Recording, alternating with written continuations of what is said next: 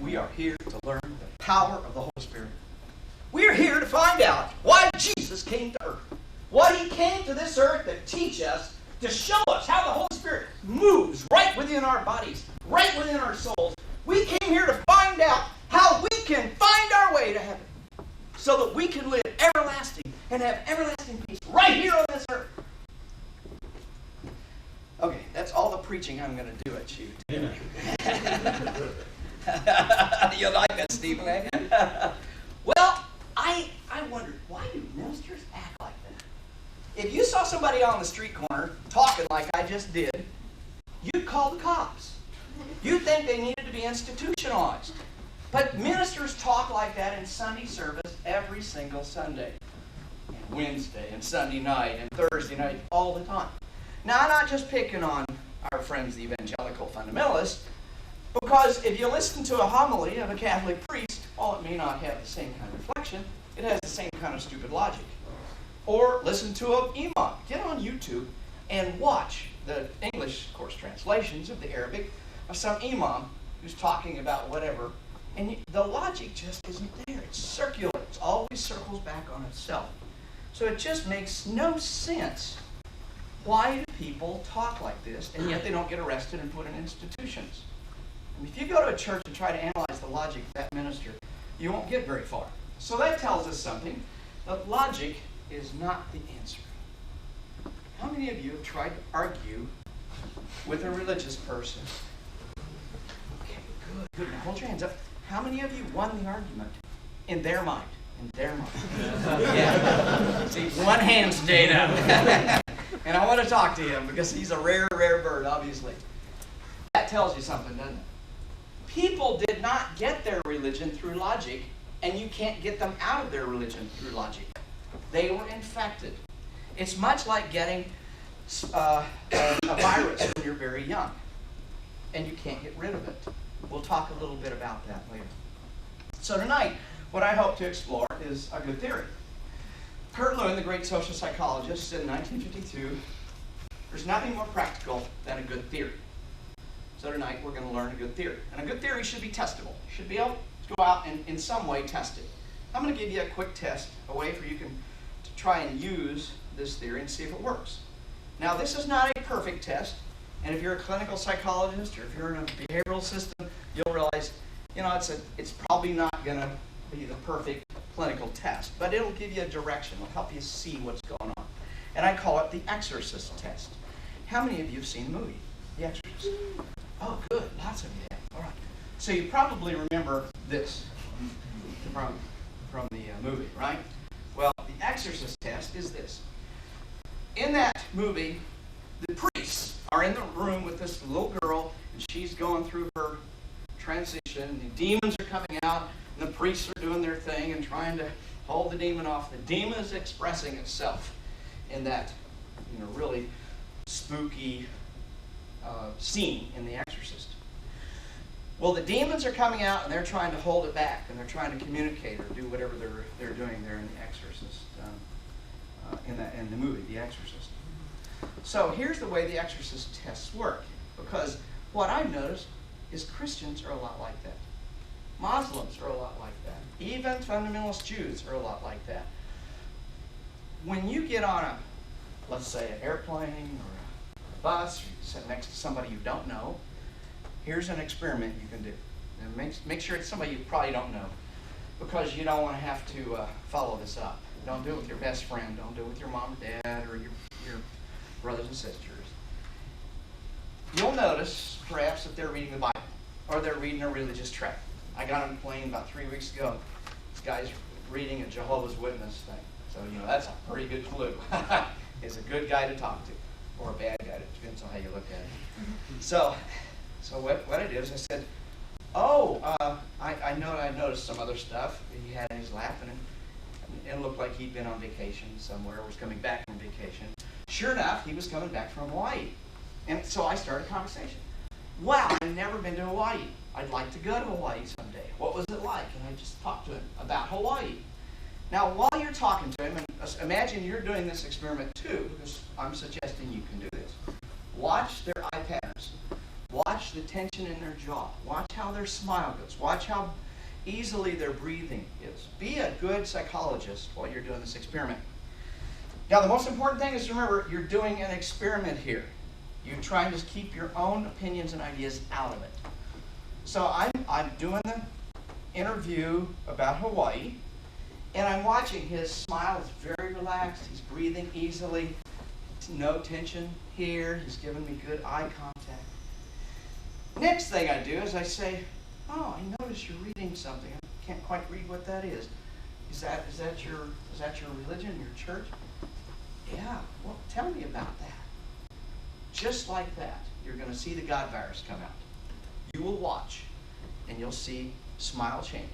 Smile will become more tense, a little bit more tense. You'll see tension here. Breathing will probably change. The eye contact will decidedly change. They will not give you the same kind of eye contact they were giving you when they were telling you about their exciting trip to Hawaii. This is the God virus speaking. It's a very different nonverbal set of behaviors than what you would see around something else they're excited about. So you go for about 5 minutes, let him, quote, testify or give you his testimony or witness to you or whatever they're going to do. Then you got to get out of it. This is tough. Yeah. You got to get out of it. So here's the way you get out of it. If you're on the airplane, you wave down the steward and say, "Hey, I need a drink. Give me a rum and Coke," or whatever. I'm going to need it. And you break it off. You want to break the interaction off just briefly for like 60 seconds. So they can reset and you can reset. Then you turn to them again. You say, I had a friend that went to Hawaii, and they did that volcano. Did you do that volcano? Did you go up the top? My daughter went there. So I'm going to get him back to talking about Hawaii. Now, in psychology, we call this an ABA design. In experimental design, it's condition A, condition B, condition A. It's a very strong experimental design in the natural world. Not perfect, but it's a strong one. Watch what happens. Watch their facial gestures. Watch the tone of voice. Watch how they're breathing. Watch their eye contact. Just watch all these things, and you'll see the nonverbals will all go back to what they were in condition A. So you've seen the exorcist. You've seen the demon express itself, and you're going to put the demon back in. Now, if you're really brave, you can do one thing before you move to second condition A. You can say something like, "You don't believe people really res up from the dead, do you? And, it says there in Matthew that everybody got up out of their graves and walked around in Jerusalem, and nobody seemed to know it except the guy that wrote the book of Matthew. You don't really believe that, do you?" And then watch, because then you will see what I call religious defensiveness. It will come out with a vengeance, really.